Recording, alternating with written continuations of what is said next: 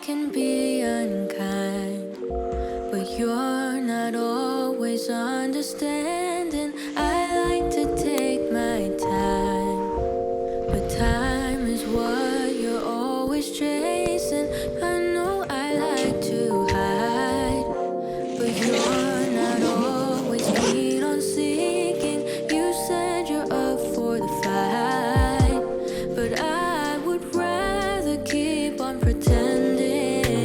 I feel the divide between you and I, like the distance between the dark and light. But just as the dawn is both day and night, maybe I can make you mine, make you mine, make you mine.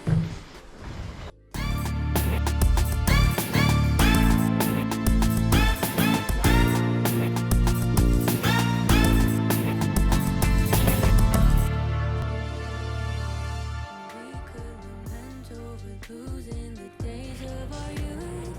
Memories faded. The years we look forward to might be over soon. I feel the divide between you and I, like the distance between the dark and light.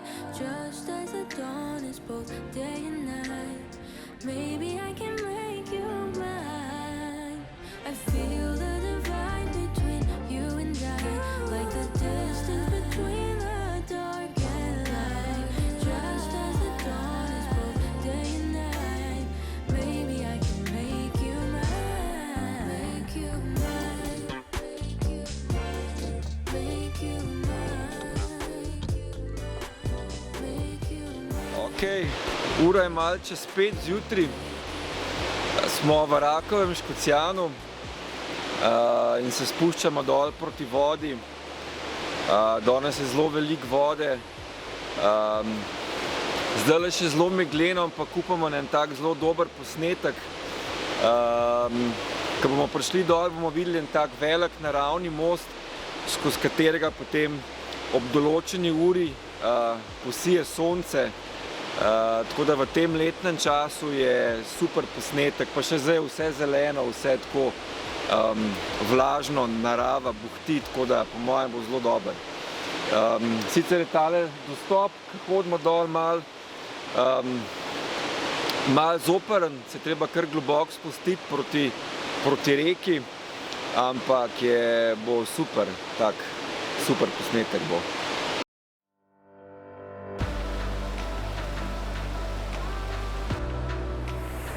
Zakaj fotografiram? Ja, meni vsaka fotografija predstavlja nek spomin, nekje, kjer sem bil. Se pravi, jaz zelo imam rad naravo, torej landscape, in tja, kamor grem, vedno naredim neko fotko.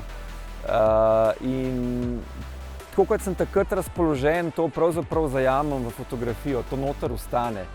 In ko potem gledam kasneje, vedno dobim iste občutke, vedno se vračam na ta prostor, kjer sem bil. Tako da v bistvu bi lahko rekel, kar da zajemam neke momente, jih zamrznem zavedno v fotografiji in jih imam za celo življenje. Pri fotografiji je najbolj pomembna kreativnost, še vedno. Zdaj, danes je seveda tako, da smo v dobi neke visoke tehnologije, imamo vrhunske aparate, ampak fotografija je vseeno umetnost. In za umetnost rabimo imeti samega sebe. Tako da absolutno je bolj pomemben pristop, kreativnost. Zelo je pomembno, da opazuješ, da vidiš stvari, da vidiš svetlobo, da razumeš barve. In ko vse te stvari znaš zelo dobro narediti in jih razumeš, potem pride na vrsto oprema. Seveda pač ima neko svojo vlogo, ne pa glavne. Tako pa nekako vsak fotograf ima nek svoj stil. Neka taka fotka, ki jo že pogledaš in si lahko rečeš, to je pa on po sliku. Ja. Kako nekako dosežeš ta stil ali pa kakšen je vaš stil? Glede stilov v fotografiji je tako. Jaz mislim, da v začetku se vsak začne učiti in išče neke vzornike, različne artiste. Potem pa, ko si enkrat dosti suveren v tem, kar delaš, na nek način najdeš tudi to, kar je tebi mogoče bližje, ne? Mene so vedno zanimale fotografije, ki so malo bolj mogoče mistične, oziroma jaz, če bi z angleškim izrazom pomenoval, malo bolj dreamy, ne, se pravi tako malo bolj sanjske. Se pravi, imam zelo rad veliko atmosfere v slikah, se pravi meglice, oblake, svetlobe, ki se malo skriva, take stvari. In ker mi je to vedno bilo blizu, sem nekako tako začel slikati in to je zdaj pravzaprav tudi moj prepoznaven stil. Zgodnje vstajanje, ja, to je za landscape fotografijo je kar obvezno, no. Čeprav velja pravilo v fotografiji, da slabe svetlobe ni. Ampak, če hočemo dobiti tisto mehko, prijetno svetlobo, če hočemo dobiti res take zelo dobre barve, ne, jaz zelo rad iščem barve, ki niso samo barve modrega neba, ampak iščem razne odtenke oranžne, vijoličaste, roza, karkoli, so potem to sončni vzhodi in sončni zahodi. In ja, takrat, ko zazvoni budilka, je zelo težko vstati in je hudo. In velikokrat je tudi tako, da se potem hodi v hrib sred noči, ampak ko pride prvi sončni žarek, je vse poplačano. Se mi zdi, da veliko fotografov, ali pa skoraj vsi, ne začnejo z neko željo, jaz bom pa to v življenju delal, ampak z nekim hobijem. Kako pa ta hobi lahko preide v poklic? Ja, to je zelo zanimivo vprašanje. Hobi in profesionalna kariera. Jaz mislim, da je v hobiju tista ključna esenca, ki jo za fotografijo rabimo imeti, in to je strast. Ker takrat, ko delamo kot hobi fotograf, smo strastni, vstajamo zjutraj, hodimo na najbolj nore lokacije in to je to. In vemo, da ostanemo in gremo slikati samo zato, da bomo dobili dobro fotografijo, ne. In če smo sposobni to ohranjati tudi skozi profesionalno kariero, jaz mislim, da lahko ostanemo in smo vrhunski profesionalni fotograf. Je pa res, da ko smo profesionalni fotograf, pride kup nekih drugih stvari zraven, kar pomeni drugačni tajmingi so, ne moreš si sam zbrati določenih stvari. Velikokrat moraš delati tudi stvari, za katere ti povejo drugi, kam jih moraš delati in kako jih moraš delati, in takrat moraš imeti res dovolj strasti in dovolj potrpljenja, da to narediš dobro. Ampak jaz mislim, da če imaš strast in ljubezen do tega, si lahko tudi super profesionalni fotograf. Lahko pa kljub tem naročilom in nasvetom lahko izraziš svojo kreativo. Ja, seveda, zato ker v bistvu kot fotograf si, kar si, in imaš nek svoj poseben stil, imaš neke, ne bom rekel, čisto svoje nastavitve, ampak ja, v bistvu se pri fotografih vidi, kako uporabljajo objektiv, kako uporabljajo svetlobo, kako uporabljajo barve, in to je to, kar je v bistvu kot nek ID fotografa, in to tudi na komercialnih projektih vedno ostane.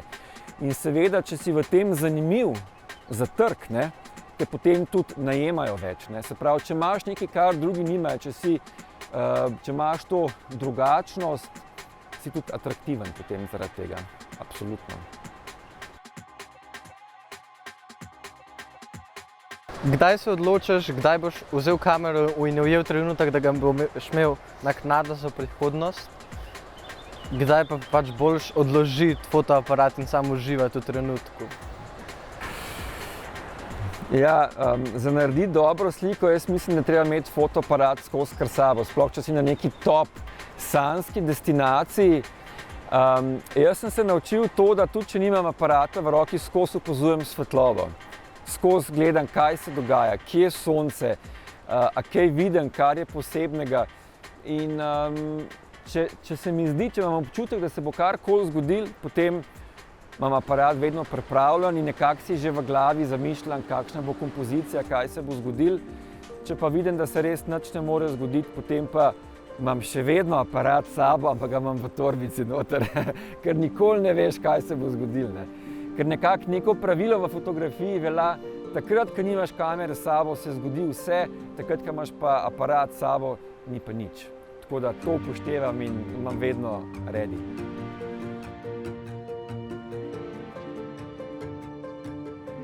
Kaj je najtežja stvar pri fotografiji? Najtežja stvar pri fotografiji? Za mene, ja, jaz imam odgovor na to. Za mene je najtežja stvar pri fotografiji, da ko naredim fotko, da ko pridem domov, ko jo naredim, ki jo obdelam, vedno vidim in si rečem, lahko bi bilo še boljše. In to je v bistvu po eni strani za mene veliko breme, ker včasih se zgodi, da se ne morem vračati več na te lokacije. Jaz potujem po celem svetu, hodim v najbolj odročne kraje, kjer mogoče nikoli več ne bom. In mogoče bi lahko naredil takrat, ker je boljše ali pa drugačno. In to je stvar, ki se moram skozi učiti, da sem v bistvu zadovoljen s tem, kar sem naredil. Ampak hkrati je to, kar me žene, da je lahko še boljše, verjetno tista pika na i, da se še vedno učim in izboljšujem svoje tehnike.